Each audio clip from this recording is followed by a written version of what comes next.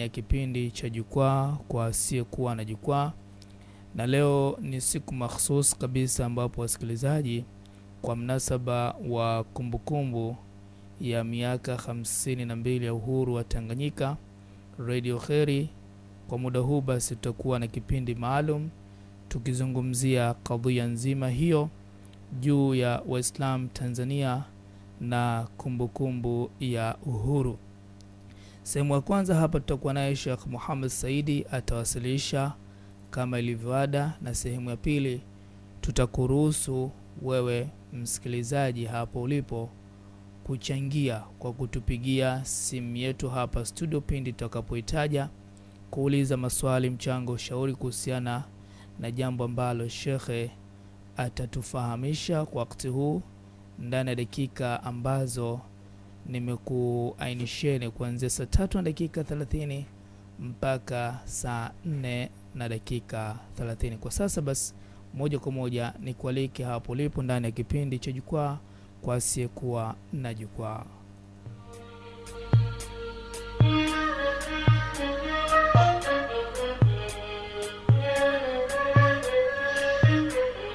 Jukwaa la asiye na jukwaa ni kipindi cha mijadala kitakachogusia kila sekta ya maisha ya kila siku katika jamii na uchambuzi wa kina na kuonyesha njia bora za kuyaendea masuala mbalimbali ya kijamii, kiuchumi, kisiasa na kidini.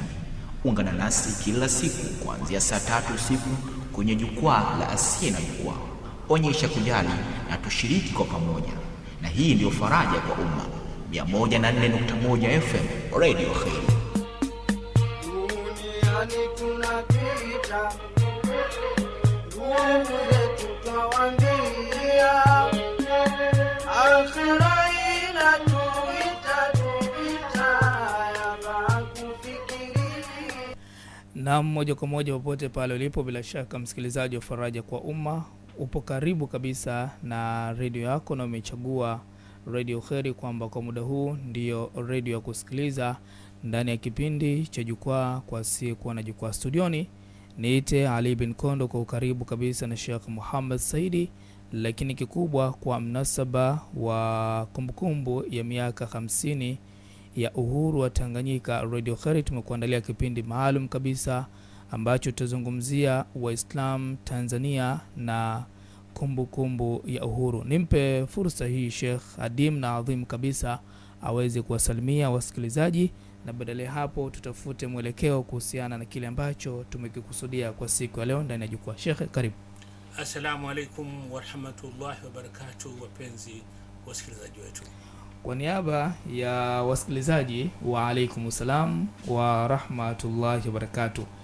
Sheikh, kama nilivyoainishia hapo wasikilizaji kuhusiana na kadhia nzima, leo tunazungumzia kwa upande wa Waislamu Tanzania na kumbukumbu ya uhuru. Labda tukianza na hapo, tunaposema kumbukumbu ya uhuru kwa mnasaba miaka 52, kwa wewe ulikuwa unapenda kuwajuza nini hasa Waislamu? Ngoja nikwambie kitu kimoja Shali. Naam. Mwezi Septemba ilifanyika seminar mjini Nairobi, ambayo ilitayarishwa na French Institute for Research in Africa wakishirikiana na British Institute in Africa, utwana wote ni wazungu. Na waliitisha seminar na wakawalika wanahistoria wa Afrika Mashariki. Na anwani ya seminar hii ilikuwa kwa Kiswahili tutasema miaka 50 ya uhuru wa Afrika. Na wakaweka anwani ndogo chini wakasema watu waliowekwa pembezoni, waliosahauliwa, na wanasiasa mashujaa wa uhuru waliofufuliwa. Na hii hasa waliweka ili kuadhimisha miaka 50 ya uhuru wa Kenya. Kwa bahati nzuri mimi ni mmoja wa watu walioalikwa ambao walitoa mada katika semina ile. Taban. Na katika ufunguzi wakasema kuwa katika miaka hii michache iliyopita kumekuwa na mwamko wa wanahistoria na watu kutaka kuwajua mashujaa wao. Hili tatizo la kuwa mashujaa katika nchi zetu hizi Afrika Mashariki, hasa Tanganyika, wanapozungumza habari ya uhuru anatajwa Nyerere peke yake. Haliko hapa tu, hata Kenya watatajwa watu wawili, Kenyatta atatajwa na Tom Mboya. Sasa tukaitwa pale kutoa mada, na mimi mada yangu niliipa anwani nikasema Tanzania a nation without heroes. Yaani Tanzania nchi isiyokuwa na mashujaa. Nadhani labda nisimame kidogo hapa. Sheikh, umetupa kitu kikubwa na kipya kabisa kwamba hiyo semina iliyofanyika pale nchini Nairobi ya miaka 50 ya uhuru wa Afrika ilikuwa ikihusiana na kumbukumbu ya waliopigania uhuru, lakini kuna baadhi yao katika hao waliopigania uhuru hawatajwi. Utata sasa unakuja kwenye historia ya uhuru wa nchi yetu huku Tanganyika kwamba anayetajwa sana ni Nyerere peke yake. Inakuwaje sasa mtu mmoja anaweza kupigania uhuru yeye peke yake? Unajua tatizo kubwa linakuja ni kuwa uhuru wa Tanganyika ulipiganwa na Waislamu. Waislamu ndio walikuwa mstari wa mbele katika kupigania uhuru wa Tanganyika. Na wazee wetu walikuwa na matarajio fulani kuwa baada ya uhuru hali itakuwa hivi, hali itakuwa hivi, hali itakuwa hivi. Lile halikutokea. Na sasa hao walioshika madaraka wakaingiwa na hofu. Hii hofu naiona siku zote ya kuogopa Waislamu haikuanza leo. Hii hofu ilikuwa kutoka mwanzo, lakini zaidi pale Waislamu walipoanza sasa uhuru shapatikana. Waingereza washaondoka. Sasa Waislamu kwa lugha ya Kiingereza unasema to take the movement into its logical conclusion, yani kuchukua lile vuguvugu kulifikisha katika lengo lake lilokusudia. Lengo walilokusudia wazee wetu lilikuwa nini? Lengo la kusudia wazee wetu ilikuwa kuondoa dhulma yote. Unajua Waislamu walibanwa, Wajerumani walitukanyaga, bakuja Uingereza kutukanyaga kwa kila hali. Na ndio maana ukaona ile khera ile ya kupigania uhuru ilibebwa zaidi na Waislamu. Unaona? Sasa uhuru umepatikana, Waislamu wakawa na mategemeo na walianza mipango yao ya kutaka kuondoa dhulma zote. Hapo ndipo ulipoanza msuguano na sintofahamu ikaanza hapo. Ikawa sasa ni kisa kingine, ita siku nyingine tuzungumzie hicho.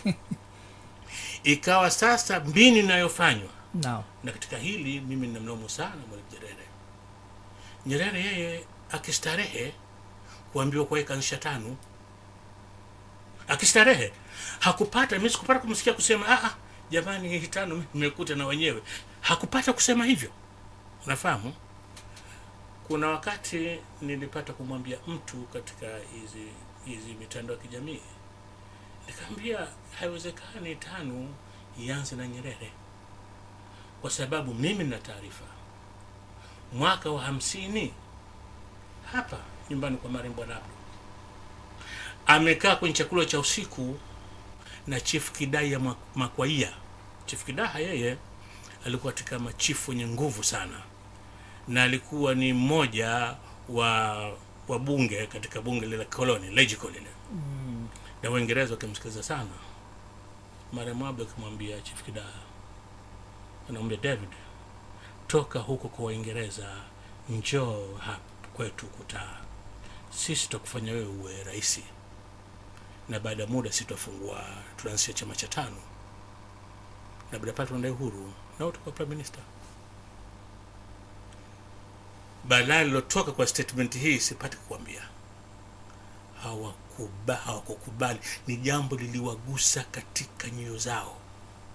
Na kuna mengi, hata ile hotuba ambayo Mwalimu Nyerere alikwenda kusoma mbele ya baraza la udhamini ile hotuba iliandikwa 1950 na kina Hassan bin Amir, kina Sykes, Hamza Mwapachu, Vedas Kiaruzi, Stephen Muhando, mwaka wa 50. Sasa si kama hichi kitu kimekuja alipokuja Nyerere. Sasa hapo ndo ilipokuwa tatizo, kwa sababu utakapokwenda kwenye historia ya kweli, basi mlolongo mzima yatajaa majina ya Waislamu, na Waislamu watauliza, sasa kama sisi ndio tulileta uhuru, vipi leo sisi ni watu dhalili? Shali, sijui kama umeelewa. Nakueleza vizuri? Nakuelewa. Hilo ndio tatizo linalotia hofu. Na ukitaja Uislamu katika siasa, kwamba huyu mdini, hawataki. Hata wakati walipokuwa andika historia 5, hichi kitabu kiliandikwa na jopo la wanahistoria wa Kivukoni. Kulikuwa na kakangu mmoja akiitwa Hassan Upeka. Hassan Upeka akifanya kazi kwenye idara ya intelligence ya 5 wakati huo, akawaambia, hii historia mnayoandika haiko sawa. Mimi na notes ambazo nilizungumza na marehemu bwana Abdul Sykes, nikupatieni mpate chimbuko la 5. Walikataa. Sasa haya ndio matatizo ambayo tunayo. Ikaandikwa historia ambayo ukiisoma inakuwa ni kichekesho. Unaona? Sasa haya ndio maneno ambayo mimi nilazungumza kwenye hili kongamano la Nairobi mwezi Septemba. Na nikaongezea kitu kingine ambacho kiliwavuta sana. Niwaambia, nyinyi mnafahamu kama katika uongozi wa 5 kulikuwa na Wakenya? Wakasema hapana, hatukuwa tunajua. Nikamwambia kulikuwa na da Budohi pale, huyu ni Mkenya. Kulikuwa na Patrick Ongala, huyu ni Mkenya. Kulikuwa na Wanyasa, mmoja wapo ni Dennis Pombea. Hao walikuwa viongozi kwenye taa, na wakaja kuwa viongozi na wanachama wa mwanzo katika 5. In fact, huyu Dome Budohi ambaye nimemtaja sasa hivi, kadi yake ni namba 6 ya 5. Dennis Pombea kadi yake ni namba 5. Na hawa hawakuwa Watanganyika. Lakini hawa huwezi kuwakuta bali popote katika historia ya 5 umetajwa. Popote. Hassan bin Amir ukuti popote umetajwa. Lakini ndio ilikuwa nguvu ya 5. Na Hassan bin Amir watu wanamkumbuka kwa ile yeye ndio alisema hiki chama chetu cha 5 ni chama cha secular, secularist nationalist party, si chama cha Uislamu, kwa sababu ile sura ya Uislamu wakati ule na uhuru ilikuwa wazi. Leo ukiingia hapo makao makuu ya CCM, makao madogo ya CCM hapo, huwezi kukuta hata picha moja ya wazee wetu waliogombea uhuru. Na kama wangeweka pale, ungeziona zile kanzu na kofia na makoti ya wazee wetu. Ungemwona Sheikh Hassan bin Amir, ungemwona Mshume Kiati, wote kanzu na koti na kofia. Ungemwona Jube Tambaza, ungemwona Mwinjuba Mnyikambi na kadhalika na kadhalika. Sasa hii ndio historia ambayo wao leo hawaitaki. Na historia leo yao walioileta inachekesha. Huwezi kusomesha mahali popote. Nadhani umeelewa Sheikh. Nimekuelewa. Labda Sheikh, baada ya huo mkanganyiko na sintofahamu na kauli hiyo ambayo umetolea maelezo hapo, ni nini sasa lile lengo la kumpendekeza huyu Mwalimu Nyerere na kubadili swala zima lile, ikiwa Waislamu wenyewe ndio walipigania uhuru? Lengo hasa ilikuwa ni nini? Kwa sababu inaonekana Waislamu ndio walipigania ule uhuru. Naam. Lakini mwisho wa siku ikawa kinyumeche. Akaletwa Mwalimu Nyerere kana kwamba yeye peke yake ndio alipigania uhuru. Ndio nimekuambia inachofanya hivi ni ile hofu ya kuogopa Uislamu. Kwa sisi kuna wakati nitakwambia uko nje, uko kwenye chuo kikuu nje, unataka kuja Tanzania kufanya utafiti. Ikiwa wewe unataka kufanya utafiti juu ya Uislamu na siasa, basi kibali autoi. Mimi nimepokea watafiti wengi hapa. Wananiambia, Mohamed, sisi tumekuja hapa, kibali chetu kinasema kitu kingine. lakini hasa nia yetu ndio kujua harakati za uhuru. Na ukitaka hata majina zikakupa. Kwa nini unasema tumeambiwa ukisema unataka kufanya utafiti juu ya Uislamu hapa hutakubaliwa? Na hivyo hata unaona maswali madogo madogo ya sensa haya yamefanya makubwa. Na hofu ile kwa sababu Waislamu ni wengi, hofu nini ile kuwa tukidhihirisha kuwa Waislamu, hamu ni kuwa ionekane nchi si ya Waislamu, Waislamu hakupatapo kuwa hapa. Nafahamu? Nitakwambia kitu kimoja. Mimi mwaka wa 2011 nilialikwa kwenye seminar Marekani, chuo kikuu cha Iowa. Alinialika ni profesa wa history anaitwa James Giblin. Basi nikatoa mada Islam and Politics in Tanzania. Nilipomaliza ile mada yakaja maswali na majibu. Kila swali walikuwa wanauliza nilikuwa ninajibu. Na Mungu bariki wale wanaoniuliza mimi ni maprofesa wa history, African history, wanasomesha history. Na katika kimoja ya vitabu ninavyosomesha ni kitabu changu kile cha Abu Sykes. Walikuwa nakisomesha kile. Wakaniambia, Mohamed, hebu tuambie, unalalamika sana kuhusu Waislamu. Waislamu wamekuwa pembeni na wao mchangao mkubwa katika kuleta uhuru. Lakini sisi tunazo takwimu hapa. Kwa nini ni minority? Ni mkoa chache Tanzania.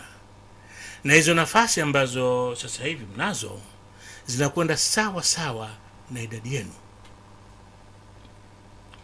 Wallahi swali lile lilikuwa mimi kidogo limenitatiza. Nimesimama pale mbele.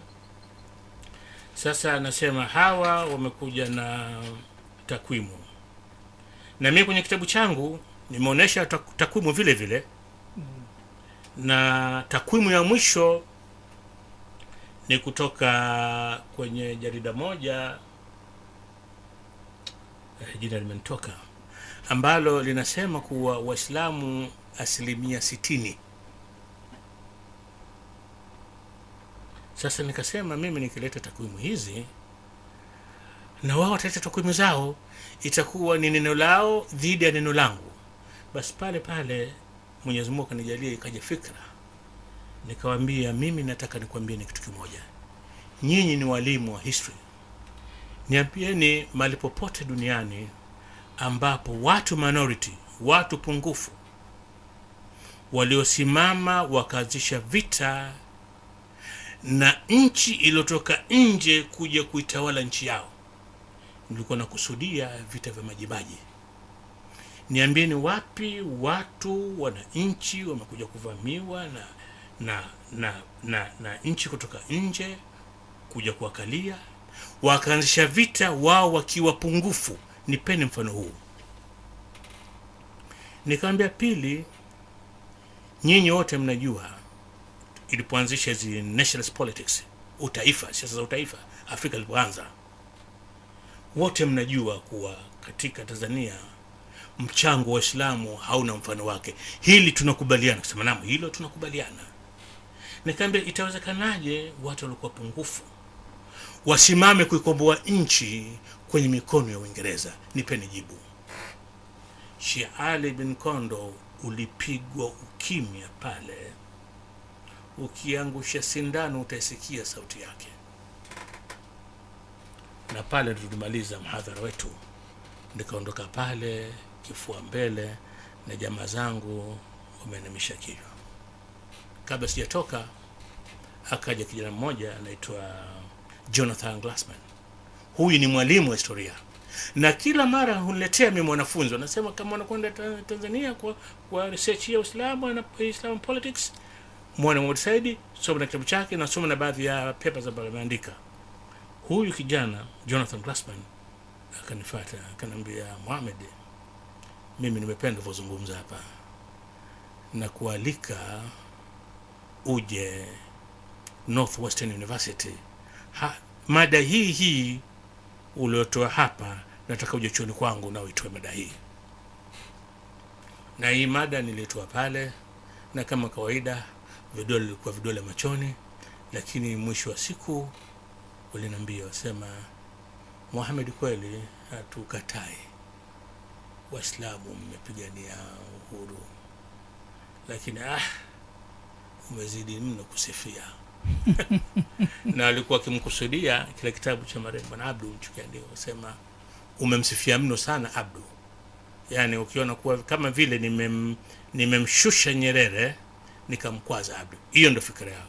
Nikasema hapana, kama nyinyi mnahisi hivyo katika kile kipindi cha kudai uhuru, na nyinyi mna uwezo wa kufanya utafiti na mkaandika lile ambalo mnaona mimi nimekosea. Hii ndio hali Shali. Labda tukija katika nukta ambazo umezungumza hapo katika kitabu chako, ulisema kwamba inaonekana kimtazamo wao, naam, ulimshusha Mwalimu Nyerere na ukampandisha Bwana marehemu Abdu. Sasa hii ina ukweli gani ikiwa wao wanamtangaza huyu bwana kwamba ni mtakatifu kwao? Kweli ile takatifu mimi siwezi kusema sana. Lakini nitakachoweza kusema ni kuwa Nyerere kuanzisha TANU hakuna popote katika maisha yake ambapo alikaa na mtu au alikaa na kikundi akasema sisi tunataka kuanzisha TANU tudai uhuru. Hakuna mahali popote. Hakuna mahali popote mtu alimsikia Nyerere mpaka siku alipofika Dar es Salaam akaonana na marehemu Abdu.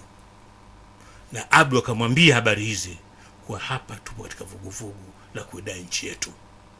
Na wewe una elimu nzuri. Tunataka wewe tukuchague sisi uwe president wa TAA. Na baada ya hapo tutaunda TANU, Tanganyika African National Union, na wote tutakuchagua kwa president. Tutadai uhuru wetu. Maneno yale aliyomwambia Chief Kidaha Mkwaya. Yale akamwambia Nyerere. Tofauti ni kuwa Kidaha yeye aliona kuwa mustakabali wake unakwenda vizuri zaidi kwa Waingereza kuliko kwa ndugu zake wa Afrika. Kidaha bahati mbaya ndio hivi, historia hazijaandikwa. Watu hawamjui Chief Kidaha. Lakini Chief Kidaha alikuwa mtu mwenye fikra nzuri.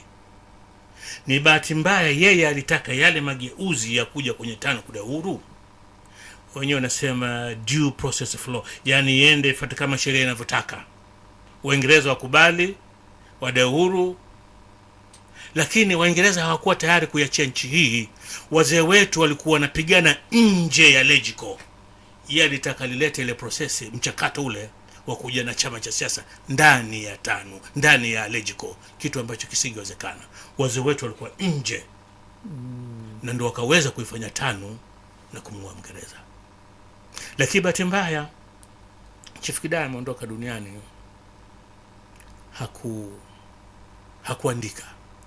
Mimi mwanae nimesoma naye, siku moja katika mazungumzo akaniambia, Mohamed, mimi naandika kitu cha mzee. Nikamwambia fanya bwana. Kuna mengi ambayo tutapata ya faida kwake. Chief Kidaha.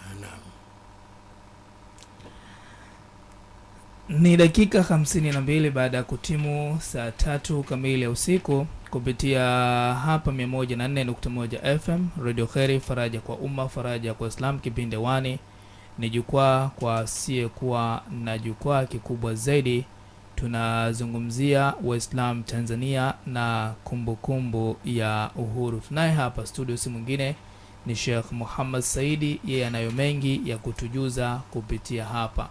Kama hivyo ndivyo tutaongea mawili matatu. Itakapotimu saa 4 kamili tutafungulia laini yetu ile kwa upande wa maswali, mchango, ushauri kupitia faraja kwa umma, faraja kwa Waislamu. Lakini kwa sasa turudi studio kidogo kwa tangazo. Kipindi wane jukwaa kwa siku na jukwaa. Bado tunaye hapa si mwingine ni Sheikh Muhammad Saidi, tukijizana mambo muhimu kabisa na msingi kuhusiana na Waislamu Tanzania na kumbukumbu ya uhuru. Sheikh, mimi bado na sintofahamu katika hili swali ambalo umelizungumza, ambalo tumesema Waislamu ndio walipigania uhuru kwa asilimia kubwa sana, lakini mwisho wa siku wale Waislamu hawatajwi na badala yake anatajwa bwana mkubwa huyu Mwalimu Nyerere. Naam. Historia ni kitu muhimu sana. Naam. Ukiwanyang'anya watu historia yao na umwanyang'anya utu wao. Ala. Wayahudi leo. Wayahudi ukitaka wakuandame na wakumalize. Wakumalize kabisa. Wewe sema tu kwa nyinyi hamkuuliwa milioni 6 na Hitler, nyi waongo. Kwa sababu wao ile ndio historia yao. Na ile ndio iliyofanya wao wakapewa nchi. Na ndio iliyowapa wao jina katika dunia hii. Historia ile ya vita vya pili vya dunia, ambao wengi waliuliwa nchini Poland kama pasikia kwenye kambi zilizokuwa Auschwitz. Hiyo ndio historia yao. Ukiwanyang'anya ile hawana utu wa Wayahudi. Leo Wakikuyu ukiwanyang'anya Maumau, make wale katika kupigania uhuru wa Kenya, Wakikuyu ndio walikuwa watu wa kwanza kunyanyua silaha chini ya Dedan Kimathi. Ukimdhalilisha Dedan Kimathi na ukiwaambia Maumau si chochote, umewanyang'anya utu wao, kwa sababu wao wanatembea mbele, kifua mbele, kwa sababu wa historia ile kwa sisi tulinyanyua silaha dhidi ya Mwingereza kuikomboa nchi. Sijui kama unanielewa. Nakufahamu sasa. Sisi Waislamu wa nchi Tanganyika, Uislamu umekuwa hapa karibu miaka 1500. Hii coast ya Afrika Mashariki. Naam. Historia yetu ni ndefu. Leo ukitunyang'anya historia ya Majimaji, ukaifinyanga, ukawale mashujaa wetu huwataji kwa zile sifa wanazostahili, ukabadilisha na majina yao. Songea Mbano ukaacha kumuita kwa jina lake la Ali Songea Mbano. Unakuwa umetudhalilisha, kwa sababu historia ile ya Majimaji imekwenda sambamba na hisia za Kiislamu. Hata ukienda kwenye maonyesho ya Majimaji pale Mahenge Songea, wanajaribu kufisadi ile history isijulikane, lakini ile picha kwa hili kwa jeshi la Waislamu utaiona. Mimi nimefika Sudani, nimeona historia ya Mahdi. Alipigana nao Waingereza katika 1885 kama hivi, kapigana na jeshi la Meja Gordon, yeah. Unajua ile historia ilivyokuwa tamu. Kweli. Mahdi hajafikisha hata miaka 40 wakati ule, ameliongoza jeshi kupambana na Waingereza, na akiwaambia Ansari, hawa tunapigana nao ni makafiri, wanakuja kufisadi nchi yetu. Kuna barua nimetoa kwenye kitabu changu. Ukisoma ile barua, jenerali anamwandikia jenerali wake Waislamu kwa Waislamu, anaanza na kwa Bismillahirrahmanirrahim, anaomba msaada wa vita. Utasema nini kitu gani hiki? Sasa leo utakapokuja kwenye historia ya vuguvugu la utaifa baada ya vita pili vya dunia, kwa sasa wazee wetu wanapambana na Mwingereza, si kwa silaha, kwa kutumia bongo na kuwakusanya watu